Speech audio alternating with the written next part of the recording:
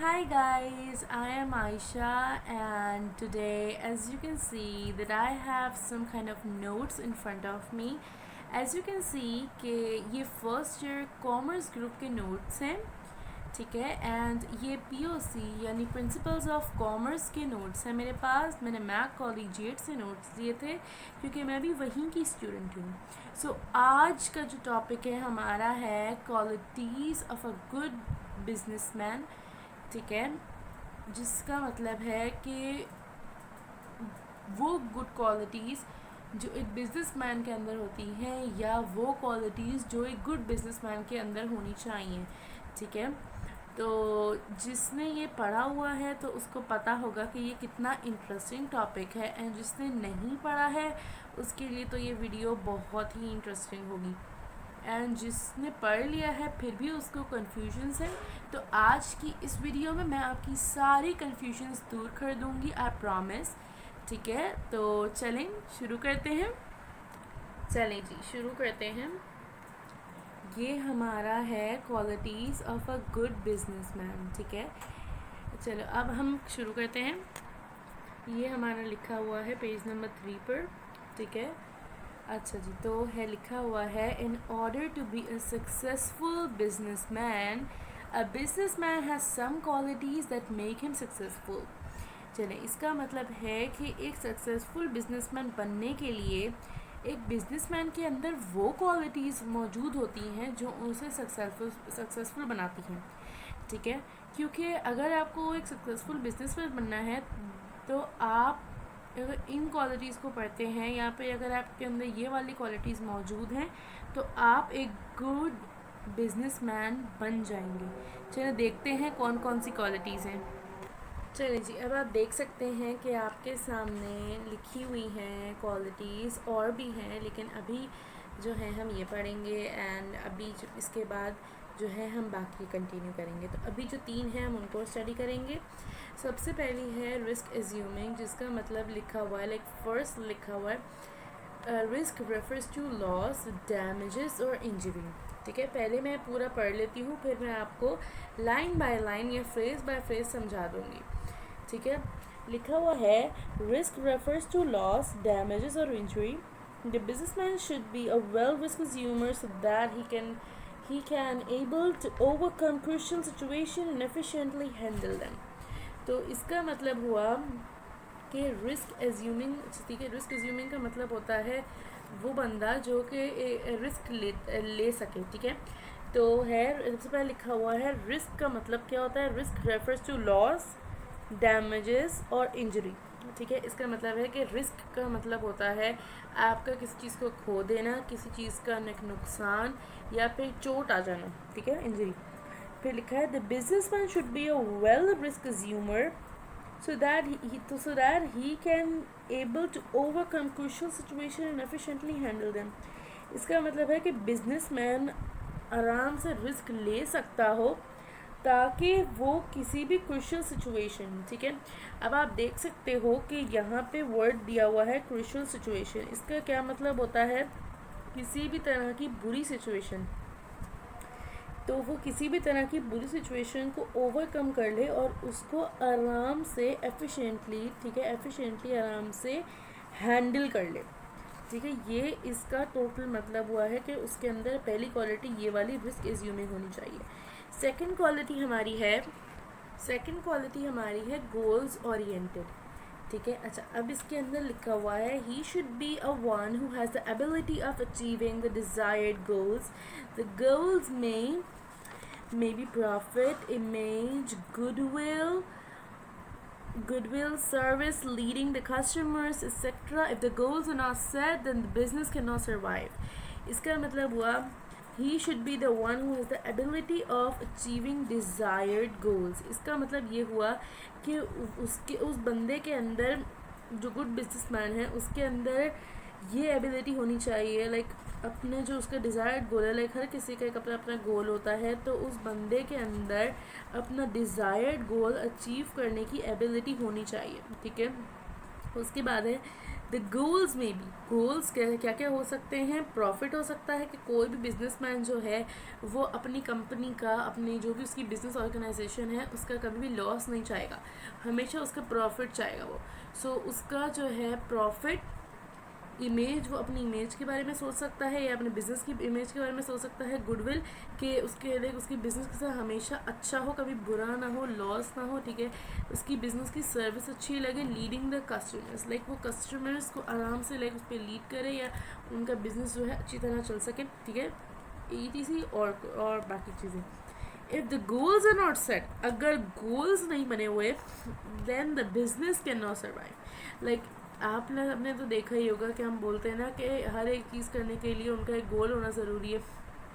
सो हर एक बिज़नेस के गोल्स होते हैं। जैसे अगर किसी ने अपने कुछ भी शुरू किया है तो उसके अंदर अगर उसको लाइक आप कह सकते हो कि जैसे अगर किसी बंदे ने कुछ भी अपनी कोई शॉप खोली है, कोई बड़ा बिज़नेस शुरू किया है, तो वो यही सोचेगा, लाइक उसका गोल ये होगा कि अभी जैसे अगर सपोज़ करें किसी बंदे ने छोटी सी दुकान खोली है तो उसका ये गोल होगा कि अब मैं इससे अपनी बड़ी से बड़ी दुकान करूँ, जाके इससे मेरे लोगों को फ़ायदा पहुँचे, ये हो, मेरा बिज़नेस ज़्यादा अच्छा ग्रो करे, XYZ। तो उसका ये गोल है। अगर गोल नहीं बने हुए हैं तो बिज़नेस सर्वाइव नहीं कर सकता। लेकिन अगर आप कह रहे हो कि नहीं अभी हमारा है तो चलता रहेगा चलता रहेगा चलता रहेगा, सो इस तरह नहीं होता। You have to make a goal for each and everything. आप किसी का भी, अगर आपका कोई भी बिज़नेस है, कोई भी बिज़नेस है, उसका एक गोल होना चाहिए। अगर गोल नहीं बना हुआ तो बिज़नेस आपका नहीं चल सकता, ठीक है। अच्छा जी, तो अब हमारा है इन्फॉर्मेटिव, ठीक है। हम एक बिजनेसमैन को जो कॉल है, हमारा गुड बिजनेसमैन है, उसको इन्फॉर्मेटिव भी होना चाहिए। This century is basically depends upon information technology, so the businessman should be well informed regarding competitors, changing environment, national and international affairs. Continuous lack of information will give end to the business, ठीक है। अच्छा, ये बहुत ही आसान है। इसका मतलब हुआ कि ये जो सेंचुरी है हमारी, ये डिपेंड करती है इंफॉर्मेशन टेक्नोलॉजी के ऊपर, ठीक है। ये जो हमारी सेंचुरी है, ठीक है, 21st सेंचुरी, ये जो है इंफॉर्मेशन टेक्नोलॉजी पे डिपेंड करती है। तो बिजनेसमैन को इन्फॉर्म, लाइक उसको खुद भी पता होना चाहिए, उसको इन्फॉर्म कर दिया जाए किस चीज़ के हवाले से, रिगार्डिंग मतलब उस चीज़ के हवाले से, रिगार्डिंग कॉम्पिटिटर्स के कितने कॉम्पिटिटर्स हैं, कि लाइक ऐसा तो नहीं है ना कि सिर्फ आप ही चाह रहे हो कि आप ही का बिजनेस ग्रो कर, लाइक बहुत सारे होते हैं, तो बहुत ज़्यादा कंपटीशन का ज़माना है, ठीक है। रिगार्डिंग कॉम्पिटिटर्स, चेंजिंग एनवायरनमेंट, किस तरह एनवायरनमेंट बदल रहा है वो, नेशनल एंड इंटरनेशनल अफेयर्स, ठीक है, कि किस तरह आप जो है इनके इंटरनेशनल एंड नेशनल अफेयर्स चलते हैं उनकी उस पर, ठीक है। वो continuous lack of information will give end to the business. अगर जैसे लाइक आपको हर एक चीज़ की इंफॉर्मेशन होनी चाहिए, नहीं है तो आप इंफॉर्मेशन ले लो, वरना कंटिन्यूस लैक ऑफ इंफॉर्मेशन का मतलब है कि अगर आपको सिर्फ कुछ चीज़ों के बारे में पता होगा, बाकी चीज़ों के बारे में नहीं पता होगा, और आप एकदम चेंजिंग इन्वायरमेंट या फिर किसी भी चीज़ के बारे में अगर आप ज़्यादा लाइक शॉक में आ जाओगे, टेंशन स्ट्रेस हो जाएगा कि नहीं अभी किस तरह होगा, लाइक आपको पता नहीं होगा कि अब क्या करना है, so it will give end to the business. Like फिर आप सोचोगे कि नहीं अब इसके बिजनेस का फ़ायदा नहीं है, सो ख़त्म हो जाएगा, ठीक है। नेक्स्ट हमारी है परफॉर्मेंस, ठीक है। परफॉर्मेंस का है, performance compromises all activities like planning, organizing, making policies, setting procedure, establishing rules, preparing programs, and making budgets. As he is the manager of his business, so he has to done all these activities which increases performance but also motivated to his employees too, ठीक है। अच्छा, इसके अंदर है performance जो है ना, वो हर तरह की एक्टिविटी, अच्छा जी, तो इसमें लिखा है कि परफॉर्मेंस जो है ना सारी एक्टिविटीज़ को लेके लाइक उससे बनाया जाता है कि ऑल एक्टिविटीज़ लाइक प्लानिंग, आप कोई प्लान कर रहे हो, ऑर्गेनाइजिंग, आप कोई भी किसी टाइप का कोई चीज़ उसको ऑर्गेनाइज कर रहे हो, मेकिंग पॉलिसीज़, बहुत सारे बैंक्स जो हैं पॉलिसीज़ बनाते हैं, तो पॉलिसीज़, सेटिंग प्रोसीजर, किस चीज़ का प्रोसीजर, इस्टेब्लिशिंग रूल्स, हर बैंक का ऑलमोस्ट एक रूल होता है, प्रिपेयरिंग प्रोग्राम्स होते हैं, and making budgets are the most important thing when making a business, like when doing a business, तो बजट्स का स्पेशली ख्याल रखा जाता है। As is the manager of his business, good businessman की बात हो रही है कि जैसे कि वो अपने बिजनेस का मैनेजर है, so he has to done all those activities. उसको ये जो प्लानिंग से लेके मेकिंग बजट्स तक जो भी ऑल दोज एक्टिविटीज़ ये प्लानिंग से लेके बजट्स तक लिखी हुई हैं, ठीक है। उसको planning, organising, making policies, setting procedure, establishing rules, preparing programme and making budgets, जो भी है उसको सब एक्टिविटीज़ कर लेनी है, जो उसकी परफॉर्मेंस भी बढ़ाता है और और उसके एम्प्लॉयज़ की भी जो है उनको भी बहुत ज़्यादा मोटिवेट करता है, ठीक है। अच्छा जी, अब हमारा रैशनल है, एक सेकेंड, हाँ जी, हमारा रैशनल है। रैशनल में लिखा हुआ है a business man not only courageous, ambitious and dynamic but also should be rational in behavior.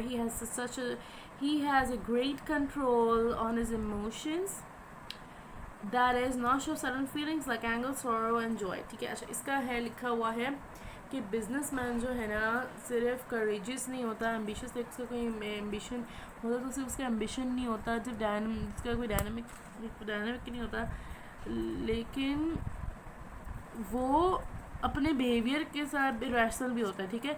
उसका अच्छा लाइक जो गुड बिजनेसमैन है उसकी क्वालिटी ये भी है कि उसका जो है एक अच्छा सा कंट्रोल, लाइक बहुत अच्छा, जिसको कहते हैं ना बहुत अच्छा कंट्रोल होता है उसका अपने इमोशंस के ऊपर। जैसे मैंने आपको भी बताया कि वो ये एकदम से ऐसा गुस्सा नहीं कर सकता ये वो, सो वो sudden feelings, not show sudden feelings, मतलब वो फ़ौरन अपनी फीलिंग्स नहीं दिखा सकता, गुस्सा नहीं दिखा सकता, बहुत ज़्यादा खुशी का इजहार नहीं कर सकता, जॉय, ठीक है। बहुत ज़्यादा दुख का एहसास, जो उसको दुख का क्या कहते हैं, उसको बहुत ज़्यादा दुखी एकदम से वो नहीं हो सकता, ठीक है, क्योंकि अगर वो बहुत ज़्यादा गुस्सा होगा तो उसके एम्प्लॉयज़ का वहाँ से चले जाना या उसके बिजनेस को लॉस होने का भी ख़तरा होता है। अच्छा जी, नेक्स्ट हमारे पास है फेयर डीलर, ठीक है। फेयर डीलर में लिखा है the business man should be fair in his dealings with the customers, employees and and those people who have a relation with the business. Fair dealer means that he does not betray or commit fraud to anyone, ठीक है। ये बहुत ही अच्छा है and ये almost like सबको समझ आ ही गया होगा, जिसको नहीं आया मैं बता देती हूँ। लिखा है कि बिजनेसमैन जो है ना उसको बिल्कुल ही ईमानदार होना है, ठीक है, अपनी डील कस्टमर, ठीक है, उसको like he should be fair in his dealings, अपनी कोई किसी भी किस्म की डील करते हुए उसको बहुत ज़्यादा फेयर होना है। किस किस के साथ? अपने कस्टमर्स के साथ, एम्प्लॉयज़ के साथ जो वहाँ पे काम कर रहे हैं, ठीक है, and all those people who have relation with the business, ठीक है, वो जो लोग उसके बिजनेस से जुड़े हुए हैं उनके साथ उनको सब उसको ईमानदार, फेयर, यहाँ पे इसका फेयर का मतलब है ईमानदार, ठीक है, तो उसको ईमानदार रहना है। Fair dealer means that he does not betray, धोखा ना देना, बिट्रे मतलब धोखा देना, इधर ही डज नॉट बिट्रे, वो धोखा ना दे, और कमिट फ्रॉड टू एनीवन, ना ही किसी के साथ फ्रॉड करे, लाइक टोटली उसको ईमानदार बनना है, ठीक है, तभी उसका बिजनेस चल सकता है। नेक्स्ट है experience come from working continuously, experience will help to resolve many problems that already arise in the past, also create art of running the business, ठीक है। लिखा हुआ है experience come from working continuously, experience बंदे को कब हो जाता है? जब वो कंटिन्यूसली काम करता है, ठीक है। आप देखें जैसे जो बंदा है वो तकरीबन अगर 30 साल से जा रहा है जॉब पे, तो उसको डेली जा रहा है और कंटिन्यूसली काम कर रहा है, तो उसको वो बहुत ज़्यादा एक्सपीरियंस बंदा कहलाएगा, ठीक है। लेकिन जो बंदा जॉब पे जा रहा था, फिर उसने बीच में 5 से 10 साल का या तकरीबन 20 साल का गैप दिया है, तो वो एक्सपीरियंस नहीं कहलाएगा, क्योंकि उसको एक्सपीरियंस नहीं होगा, ठीक है। फिर लिखा है, फिर एक्सपीरियंस से क्या फ़ायदा होगा? Experience will help to resolve many problems, experience जो है जिनको एक्सपीरियंस नहीं होता उनको प्रॉब्लम होती है, एंड जिनको एक्सपीरियंस होगा वो बहुत सारी प्रॉब्लम्स ख़त्म कर सकते हैं, उनको सॉल्व कर सकते हैं, that already arrive in the past, जो पास्ट में पहले से भी आ चुकी हैं, and also create art of running the business, and उनको बिजनेस चलाने का भी आइडिया आ जाता है, ठीक है। business problems. Before starting or in between any business hurdles come in the way, so they must resolve, otherwise business will be no more. Some of the main problems are discussed below. ये इसकी problems है, ठीक है। अच्छा जी, तो अब हम जो है यहाँ से नहीं लिखेंगे, ये हम कट कर देते हैं, ये नहीं है। अगर आपके पास भी लिखा हुआ है तो इसका कोई यूज़ नहीं है, इसको आप कट कर देना, ठीक है। अच्छा, लिखा हुआ है बिफोर स्टार्टिंग इन और in between any business hurdles with का, ठीक है। अच्छा, इसका है कि बिजनेस शुरू करने से पहले या बिजनेस के बीच में हर्डल्स कम, हर्डल्स मतलब बहुत सारी ऊंच नीच या बहुत सारी रुकावटें आती हैं तो उनको सुलझा लिया जाए, वरना अदरवाइज मतलब वरना बिजनेस विल बी नो मोर, वरना बिजनेस आपका नहीं रहेगा, ठीक है। नेक्स्ट है असेसमेंट ऑफ अपॉर्चुनिटीज और risk. Starting a new product, the businessman must analyze business opportunities in terms of failure, profit, possibility of success, nature of demand, future tendency, technology, competition, and purchasing power. Assessment will help the business and satisfy the demand of owners. ठीक है। अच्छा जी, तो यहाँ पे लिखा हुआ है starting a new product start करते हुए the businessman must analyse the business opportunities. जब न्यू प्रोडक्ट आप स्टार्ट कर रहे हो तो बिजनेसमैन को जो है बिजनेस की सारी अपॉर्चुनिटीज़ को एनालाइज कर लेना है। क्यों? किसी भी किस्म के फेलियर, जो लॉस हो जाता है, प्रॉफिट फ़ायदा, पॉसिबिलिटी ऑफ सक्सेस की कोई भी सक्सेस आपको होने वाला होता है तब का, नेचर ऑफ डिमांड, डिमांड्स आती हैं, फ्यूचर टेंडेंसी, फ्यूचर में आपको किस किस तरह की चीज़ों से मसला हो सकता है उनका, टेक्नोलॉजी का सामना करना पड़ सकता है, कंपटीशन का सामना भी करना पड़ सकता है, एंड परचेजिंग पावर, ठीक है। आपको जो पावर है वो भी परचेज करनी पड़ सकती है।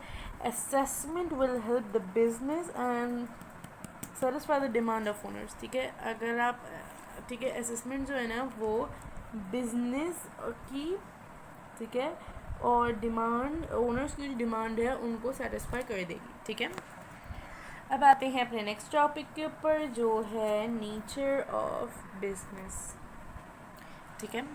चलें जी, अब रीड करते हैं। Businessman has to decide the type and nature of the business. In other words, he may choose manufacturing, wholesaling, retailing और ब्रोकरेज, इम्पोर्ट एंड एक्सपोर्ट, ठीक है। Also he has to decide whether we go with sole proprietorship, partnership, joint stock company or cooperative society. The decision is based on the availability of capital, the scope of business, experience and nature of demand, ठीक है जी। अच्छा, अब हम इसको एक बहुत ही आसान है, समझ तो आ ही गया होगा। इसमें लिखा है कि बिजनेसमैन को बिजनेस की टाइप एंड नेचर का पता होना चाहिए, ठीक है। लाइक उसको डिसाइड करना होता है कि किस तरह का उसका बिजनेस की टाइप और नेचर क्या है। लाइक इन अदर वर्ड्स, ही में चूज़ मैन्युफैक्चरिंग, वो किसी चीज़ को बनाने का काम शुरू कर सकता है। होलसेलिंग, जो होलसेल पे प्रोडक्ट्स होते हैं ना वो बेचने का काम शुरू हो सकता है। रिटेलिंग का जो काम होता है वो करना शुरू कर सकता है। ब्रोकरेज, जो ब्रोकर्स होते हैं जो लाइक आपको घर दिखाते हैं, वो कर सकता है। इम्पोर्ट एंड एक्सपोर्ट का काम जो है, ट्रेडिंग जिसे कहते हैं, वो भी चूज़ कर सकता है, ठीक है। Also he has to decide whether he go with the sole proprietorship, partnership, ठीक है, जॉइंट स्टॉक कंपनी और cooperative society. Decision based on availability of capital, ये डिसीजन जो उसका करना होता है ना, ये कैपिटल, ये जो है 3-4 चीज़ों की अवेलेबिलिटी के ऊपर बेस्ड होता है। कैपिटल, स्कोप ऑफ बिजनेस, ठीक है, एक्सपीरियंस, बंदे को एक्सपीरियंस कितना है वो, नेचर ऑफ डिमांड, ठीक है, लाइक कस्टमर सबसे ज़्यादा डिमांड जिस चीज़ की करते हैं, आप उसी चीज़ का बिजनेस बनाओ तो ज़्यादा अच्छा रहता है।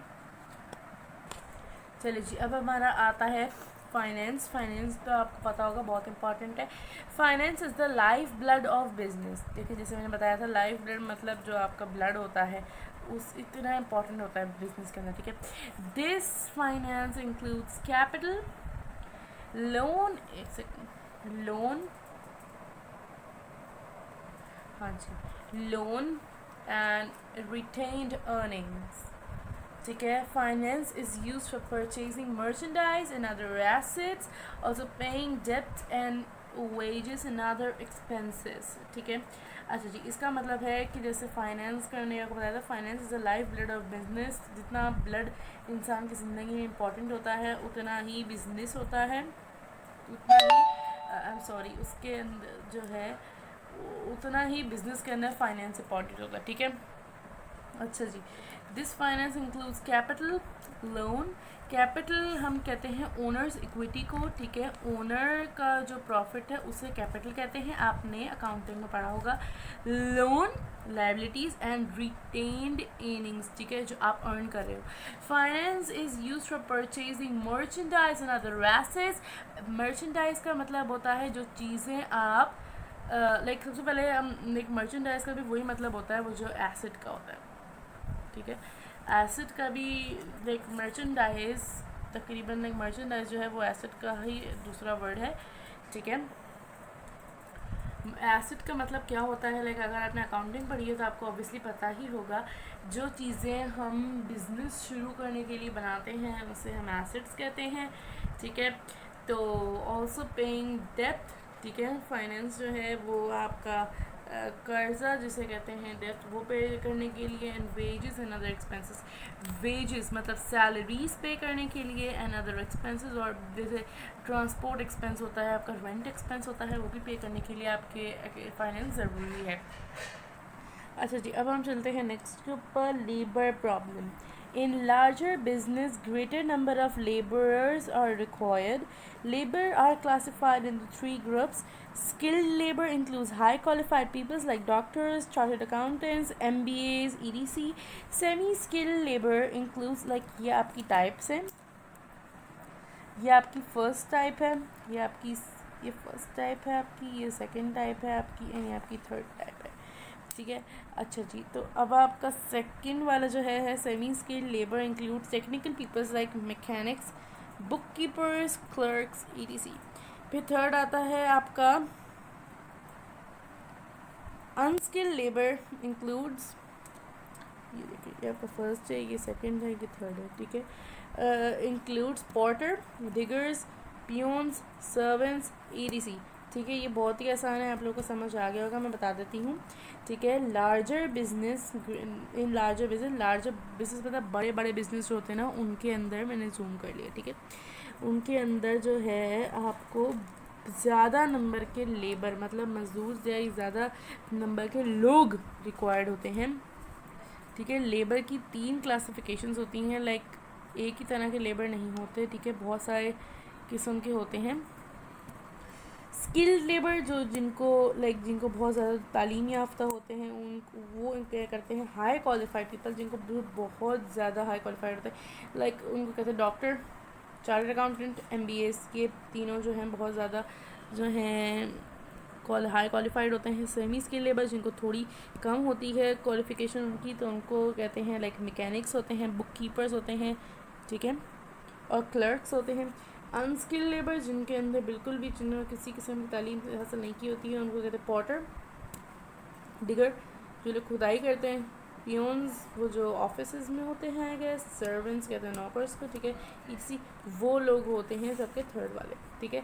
अच्छा उसके बाद हमारा आता है, अच्छा जी उसके बाद हमारा आता है मार्केटिंग। मार्केटिंग में है marketing facilitates the goods and service to move from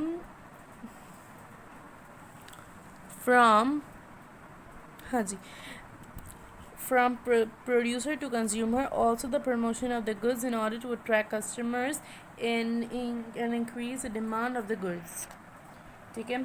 marketing facilitates the goods and service to move from producer to consumer. इसका क्या मतलब हुआ, आप जो अपना बिजनेस कर रहे हो ना उसकी मार्केटिंग इंपॉर्टेंट होती है, ठीक है, क्योंकि वो जो है ना वो फैसिलिटेट कर देता है आपके गुड्स और सर्विस को प्रोड्यूसर से कंज्यूमर तक। प्रोड्यूसर कौन हो गया, जो बिजनेसमैन है, ठीक है। प्रोड्यूसर मतलब आपका जो बिजनेसमैन है, कंज्यूमर मतलब जैसे जो लोग हैं जो बाय कर रहे हैं आपका सामान, ठीक है, वो।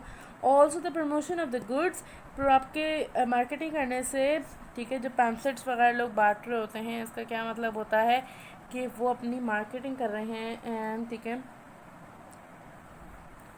जो आपके गुड्स का प्रमोशन करते हैं in order to attract customers, ठीक है, अपने जो कस्टमर्स हैं उनको अट्रैक्ट करता है, ठीक है, लाइक जो कस्टमर्स हैं उनको अट्रैक्ट करता है। एक बहुत ज़्यादा जो कलरफुल पैम्पलेट्स बनाते हैं समथिंग एक्सवाइजी, तो वो भी बन जाते हैं आपके, ठीक है। And increase the demand of the goods, ठीक है। और जो लोग हैं मार्केटिंग से, लाइक जितना अच्छा आपकी मार्केटिंग होगी, तो जितनी अच्छी और जितनी ज़्यादा आपकी मार्केटिंग होगी, तो उतने ज़्यादा लोग जो हैं कस्टमर्स लोग अट्रैक्ट होंगे, और उतनी ही आपके गुड्स जो सामान आप सेल कर रहे हो उसकी डिमांड बढ़ेगी, ठीक है। नेक्स्ट आता है business information. Old and new business can only survive on the latest information. Business needs to know of the competition, source of supply, knowledge about customers, government policies and other information. ठीक है, ये easy है। इसमें लिखा हुआ है new and old business, ठीक है, नया और पुराना बिजनेस तभी सर्वाइव कर सकता है, ठीक है। नहीं नहीं नहीं, जो है आपका नया और पुराना बिजनेस है वो सिर्फ अभी जो लेटेस्ट इन्फॉर्मेशन है उसके ऊपर ही, लाइक उसी के साथ वो सर्वाइव कर सकता है, ठीक है। किस तरह? बिज़नेस जो आप कर रहे हो, business needs to know the competition, ठीक है, जो कंपटीशन चल रहा है आपका उसको वो पता, उसका पता होना चाहिए। सोर्स ऑफ सप्लाई, क्या सप्लाई हो रहा है वो पता होना चाहिए। नॉलेज अबाउट कस्टमर्स, कस्टमर्स किस तरह का प्रोडक्ट ज़्यादा रेफ़र करते हैं उसका पता होना चाहिए। गवर्नमेंट पॉलिसीज़, गवर्नमेंट की क्या पॉलिसीज़ हैं उनका पता होना चाहिए। एंड अदर इन्फॉर्मेशन, और बाकी की इन्फॉर्मेशन पता होनी चाहिए। नेक्स्ट आपके पास आ जाता है जो आपका सेकेंड लास्ट है, गवर्नमेंट। नो नो नो, ये आपका सेकेंड लास्ट नहीं है। हाँ जी, ये आपका सेकेंड लास्ट नहीं है, ये आपका लास्ट है, क्योंकि टाइप्स ऑफ ओनरशिप है। एंड उसके बाद आपका डिफरेंट आ जाता है, सोल प्रोप्राइटरशिप, ये एडवांटेजेस। सो ये नहीं है अभी, ठीक है, ये नहीं है, इंशाल्लाह नेक्स्ट वीडियो में पढ़ेंगे, ठीक है।